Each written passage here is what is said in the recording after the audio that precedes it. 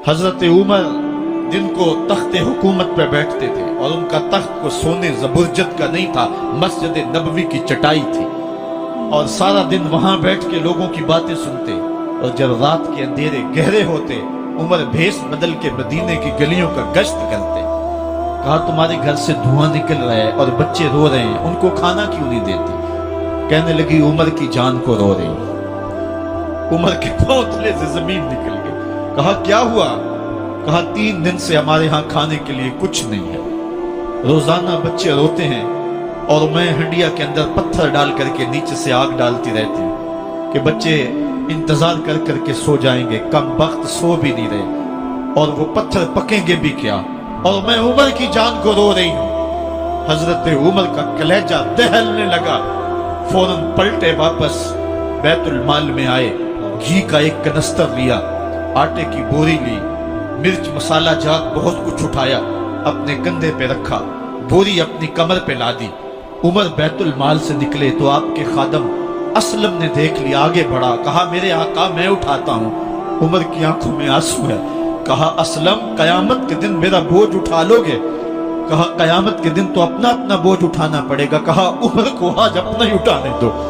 हजरत उमर वो घी का कनस्तर और वो आटे की बोरी सर पे उठाए हैं और उस खातून के घर जाते हैं और दस्तक देते हैं। वो जब देखती है उसकी जान में जान आ जाती है। कहा जल्दी जल्दी आटा गूंदो, और उमर सब्जी काटने लग जाते हैं।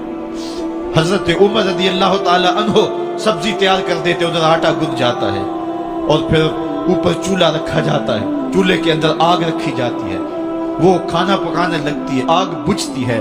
तारीख ने लिखा है आग बुझने लगती है, उमर झुक करके फूंके मारता है। उमर झुक झुक के फूंके मारता है। खाना पक गया और बच्चों के सामने खाना रख दिया, बच्चे खा रहे हैं। अब बच्चे रो रो के निढाल हो चुके थे। हजरत उमर अपने हाथों को और अपने घुटनों को और अपने पांव को जमीन पे लगा के, जिस तरह बकरी का बच्चा चलता है वेड़े के अंदर, कभी इधर चलते हैं कभी इधर चलते हैं, ताकि बच्चे मुझे देख के खुश हों और दिल में कहते उमर जितना रुलाया है अब इतना हंसाना भी पड़ेगा। तो कभी उमर अमीरुल मोमिनीन, ये मैं किसी आज के जो है वो लोगों के वोटों पे मुंतखब होने वाले हुक्मरान की कहानी नहीं सुना रहा, मैं उस उमर की कहानी सुना रहा हूं जो 23 लाख मुरब्बा मील का हुक्मरान है, आधी दुनिया का बादशाह है। हजरत उमर जो है जिस तरह बकरी का बच्चा चलता है, इस तरह अपने हाथ और अपने घुटने जमीन पे टेक करके जो है वो इस तरह चलते हैं। बच्चे उमर को देख के मुस्कुराते हैं। जब बच्चे मुस्कुराने लगे तो हजरत उमर ने उस खातून से कहा बुढ़िया उमर को माफ कर दे। उसने कहा तू इतनी हमदर्दी क्यों करता है? कहा उमर बेचारा बड़ा फंसा हुआ है, फिक्र है उसको यरमूक को, फुस्तात हुलवान की, जब फतह है मिस्र तो तैयारी है ईरान की, आते जाते वफद से मुलाकात भी करता होगा और शब को मालूम हालात भी करता होगा, कांटों में उलझी हुई बेचारे की जान है, नींद उसको भी आती है, आखिर वो इंसान है, मेरी बहन उमर को माफ कर दे। उसने कहा ना ना उमर की बात मेरे सामने न कर, कयामत का दिन होगा, उमर का गिरेबान होगा और मेरा हाथ होगा। जब उसने ये बात कही तो उमर बर्दाश्त न कर सके, बच्चों की तरह बिलक बिलक कर रोने लगे। कहा वो बदनसीब उमर तेरे सामने है, आज ही कहला जो कहना है, कयामत के दिन मुझे माफ रखना। उसने कहा तू उमर है? कहा बदनसीब उमर तेरे सामने खड़ा हूं। मेरे उमर कहते हैं अगर दजला के किनारे एक बकरी का बच्चा भी प्यासा मर गया उसका हिसाब भी उमर से लिया जाएगा। हजरत उमर निकले यरूशलेम में, एक ऊंट है एक गुलाम है, कभी वो सवार होता है कभी आप बारी मुकर्रर की है।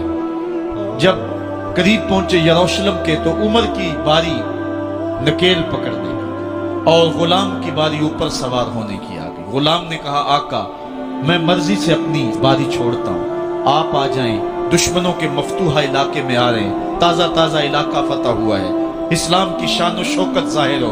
उमर ने कहा इस्लाम की शान और शौकत ऐसे जाहिर नहीं होती है, अपनी बारी पे तुम बैठोगे, अपनी बारी पे मैं बैठूं। लोग मुंतजर खड़े हैं। दूर से जब देखा कहा इसकी हैबत से कांपते थे हम, ये तो कोई हबशी लगता है, रंग काला है, होंठ मोटे हैं, इससे तो ज्यादा हसीन इसका गुलाम है जो आगे आगे चल रहा है।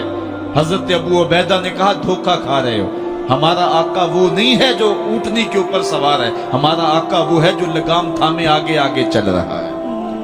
حضرت عمر رضی اللہ تعالیٰ عنہ کو آگے بڑھ کے جابیہ کے مقام پہ حضرت ابو عبیدہ بن جراح نے استقبال کیا، تو حضرت عمر آگے بڑھے اور انہوں نے آگے بڑھ کر کے حضرت ابو عبیدہ کے دونوں کندھوں پہ ہاتھ رکھا، اور سنو حضرت عمر نے کیا کہا لا الہ الا اللہ انا کنا اذل قوم فاعزنا اللہ بالاسلام، کہا کہ لا الہ الا اللہ، اے ابو عبیدہ بن جراح، ہم ایک ذلیل قوم تھے اور اللہ نے ہمیں اسلام کی وجہ سے عزت عطا کی ہے، اور میں تمہیں ایک تاریخ ساز بات کہنے لگا ہوں، اور وہ یہ ہے کہ جب تک ہم اس عزت والے اسلام کے دامن کو تھامے رہیں گے ہماری عزت قائم رہے گی، اور جب اسلام کے علاوہ کسی اور جگہ سے عزت ڈھونڈیں گے تو رسوا کر کے رکھ دیے جائیں گے۔ یہ ہے وہ خلاصہ جو حضرت عمر نے امتوں کے عروج و زوال کا بیان کیا ہے۔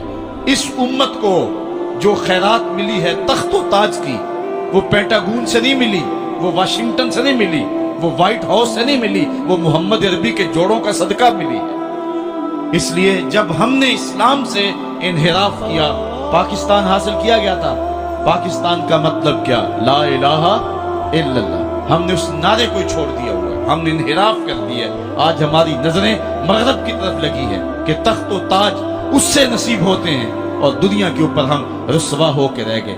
ہماری پستی، ہماری زبوحالی، ہماری ذلت کا سبب یہ ہے کہ جس جگہ سے ہمیں عزت ملی تھی ہم نے وہ مرکز ہی چھوڑ دیا ہے۔ اس مرکز حیات کو، اس مرکز زندگی کو، اس مرکز عزت کو ہم نے چھوڑ دیا ہے، اور دنیا کے اوپر ہم رسوا ہو رہے ہیں۔ انہی حضرت عمر کی کہانی ہے۔ وادی تہامہ سے گزر رہے تھے کہ بچوں کی طرح بلک بلک کے رونے لگے۔ کہا عمر جوان آدمی ہو اور بچوں کی طرح بلک کے رو رہے ہو؟ کہا تم نہیں جانتے، مجھے بچپن کی کہانی یاد آ گئی۔ کہا کیا کہانی ہے؟ کہا یہی عرض تہامہ تھی، میرے باپ خطاب نے مجھے 5 اونٹ دیے تھے، کہا انہیں لائن میں کھڑا کرو سیدھا، میں آگے والا سیدھا کرتا تھا، پیچھے والا ٹیڑھا ہو جاتا، پیچھے والا سیدھا کرتا، آگے والا ٹیڑھا ہو جاتا۔ میرے باپ خطاب نے مجھے بڑا مارا۔ کہا ایک عرب کے بیٹے ہو کے تم سے 5 اونٹ لائن میں کھڑے نہیں ہوتے؟ کہا ایک زمانہ عمر پہ وہ تھا کہ اس سے 5 اونٹ لائن میں کھڑے نہیں ہوتے تھے، اور آج شرق سے لے کر غرب تک 23 لاکھ مربع میل کی حکمرانی اور انسان بھی لائن میں کھڑے ہیں۔ یہ محمد عربی کے جوڑوں کا صدقہ نہیں ہے تو اور کیا ہے؟ عمر سے تو 5 اونٹ لائن میں کھڑے نہیں ہوتے تھے۔